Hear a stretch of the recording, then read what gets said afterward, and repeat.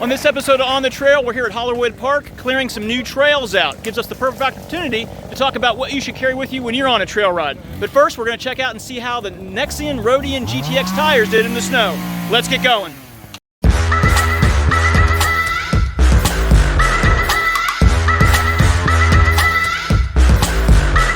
Let's face it, warmer weather is right around the corner. However, we got all of our snow very late this year. Thus, just getting around to seeing how these Nexen Rodian GTX tires did in the snow. Overall, I was very impressed by how they did. Whether it was light to moderate snow, they handled pretty much everything, it's thrown at them. Side streets, where it was heavier, to plowed, major roads, they did just fine. No issues starting or stopping, and they felt very connected to the road while driving over those snowy surfaces. Overall, I think these tires are going to be a perfect fit for someone who needs a great tire for a daily driver that can handle bad weather situations, including light to moderate snow. Not only does the Red River Gorge geological area here in Kentucky have these amazing views, but it's also home to some outstanding four-wheel drive trails. Today, we're visiting Hollerwood Park to do a little trail clearing and a little trail riding. All right, I don't know where I'm going. If you're new to Hollerwood, I highly recommend you get one of their trail maps so you know where you're going and don't get lost.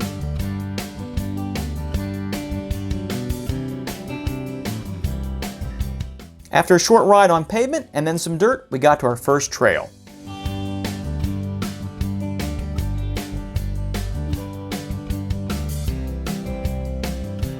I probably couldn't afford it if anybody made one, but I'd really love to see someone come out with a camera that actually shows how steep things are. Because here it just looks like we're going down a little tiny hill when this was really pretty steep, pretty off camber, and well, thankfully I didn't hit any of those trees on the way down.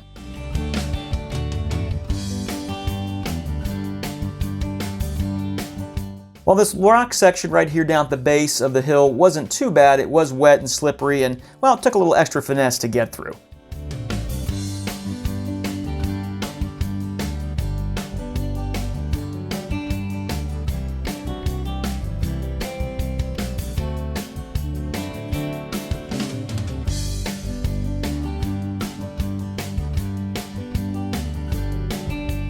We reached an area where we were going to park and then get right to go ahead and cutting a new trail.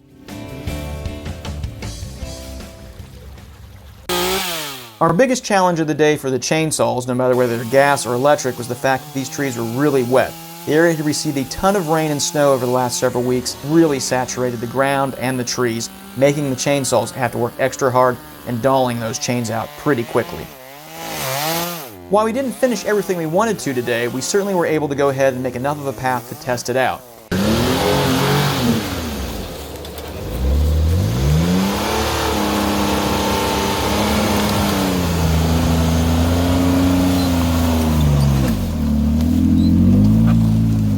We managed to get several hours of clearing in before pretty much all the chainsaws gave up the ghost with their blades. So we packed everything up and decided to turn the rest of the afternoon into a quick trail ride. So eventually the group came to this cool little rock section right here. Doug's up here, he's got his TJ going right there, hits it kind of hard, and then bam, that front tire just hits that ledge, powers through it and gets over it. Nice job.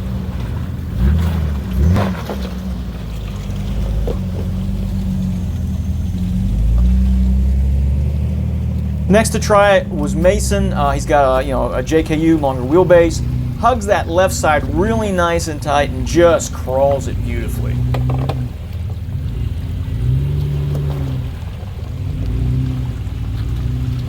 Then on the second ledge, the front tire grips on that ledge and just drags him over to the right, but eventually he's able to come up and out of it.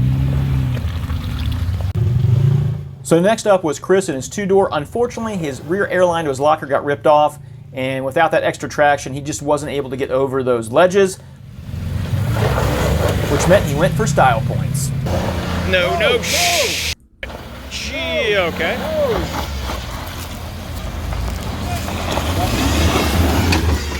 He's gonna. That was not the line.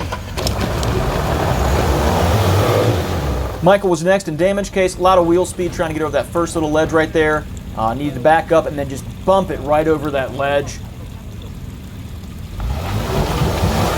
Finally, Mitch gave it a try in his XJ. Again, open diffs, no go on those ledges, so he went for a few minor style points.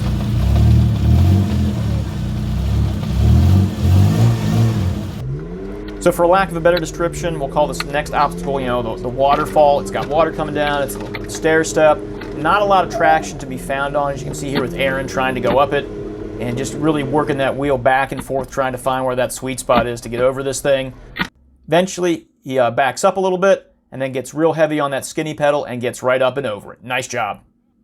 It was my turn next on this, and I chose a line a little bit closer to the left-hand side. It was a little bit drier, wasn't as wet, and then I just kept a nice steady momentum through it. Got to the top. As I crested that top, gave it a little bit more power and was up and over it.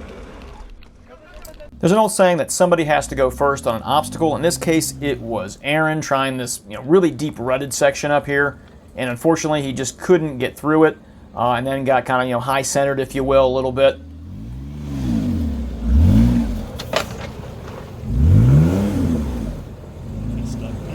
No, not yet.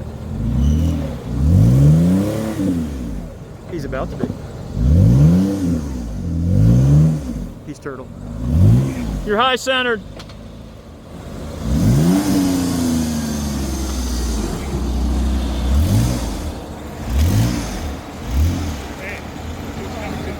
So I went ahead and hooked up a tow strap, pulled him back nice and easy, and we were on our way in no time.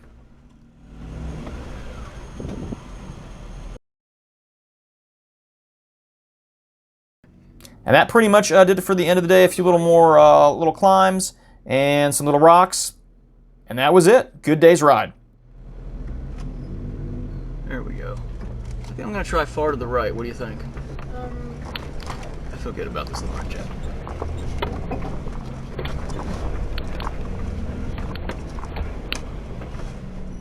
Made it back here to the Hollerwood main office, sitting here with Aaron Roddy. He is the Vice President of Southern Four-Wheel Drive. Aaron, thank you for joining me today. How's it going? I'm doing good, man. Good ride today. You led it today. You also had us cut some new trail, I guess, right? Yeah, we're cutting some new trail down in Hollerwood Park by one of the trails called Bear Run. Hopefully to open the upper part of it pretty soon. Not only are you VP of Southern Four-Wheel Drive, but you're also the coordinator for the meet and greet ride, which happens each November down here. And tell me a little bit about that. You use the trails here at Hollerwood and the Daniel Boone Backcountry Byway, right? Sure. So the meet and greet ride this year will be the 6th annual one. It'll be November 5th and 6th here at Hollerwood Park. You can go to www.meetandgreetride.com, find more information about it. We start here at Hollerwood Park all in the morning, and then we go out and ride the park, some private grounds, and also Daniel Boone Backcountry Byway. So it's 2 days of trail riding, and then raffle on Friday night. Absolutely, good time. So let's real quick talk about some of the things that both of us carry on the trail, the must-haves. Just for people maybe who haven't been off-roading a lot or thinking, hey, what should I put in the back of my vehicle? For me, one of the things I always do is I like to have a map. I like to have a cell phone, and then just some food and water, because you never know what's going to happen out there. Good kind of emergency basics. What's maybe one of the things you carry as well? Sure. So I like to do like a little combo of first aid kit, a fire extinguisher, some special tools, especially if you start to customize your rig. A lot of the guys don't have those tools with them, so that's one of the main things you definitely want to carry. Absolutely, yeah. And then moving down the line, I usually, obviously, a tow strap, recovery strap, in case somebody gets stuck. I want to have that with me. I also like to go ahead, we talk about airing down tires a lot, but sometimes you don't have an air source on the trail. If something happens, I carry an air compressor too. What else you got in the back of yours? I've got like a chainsaw in the back of mine. We need that today. Yeah, definitely used it today. So that's one of the things we carry. Also, one of the other things we got to carry is a bottle jack. That's good. Now, why specifically a bottle jack? So you'll see two jacks. You'll see a high lift jack and a bottle jack. And the high lifts are okay, but especially when you start to get with the rigs that are really lifted up, they get unstable on the high lift jack.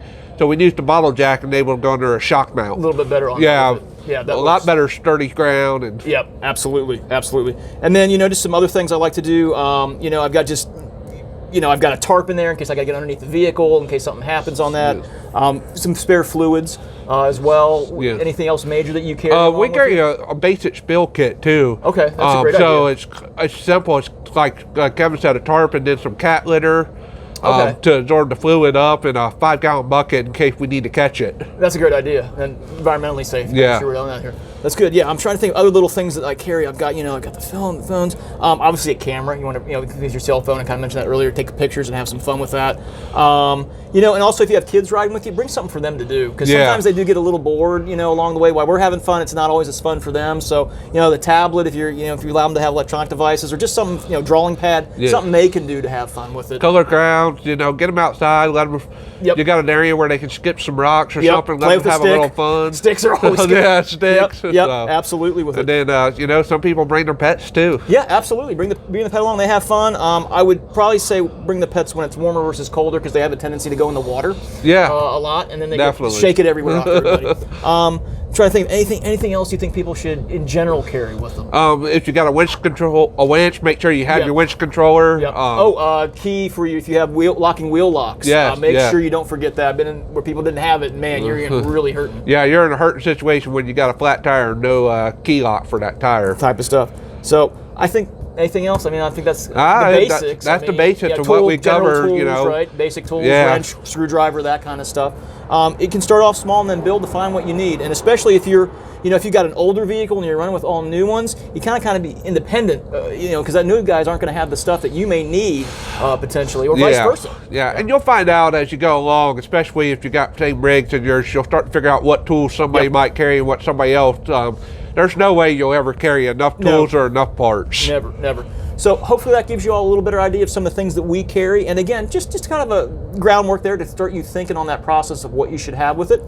That is going to do it for this episode. I hope you guys have a great rest of your week, and I hope to see you on the trail. Take care. So right after my interview with Aaron, I decided to get a jump start on my 3-hour drive home and said goodbye to the guys. They decided to do a little bit more wheeling, which is when Destiny stepped in and this happened. Just remember, whenever you're out riding, make sure you're prepared for any situation. In this case, everybody jumped in, got the vehicle righted, and most importantly, nobody got hurt. Have a great day. Talk to you soon.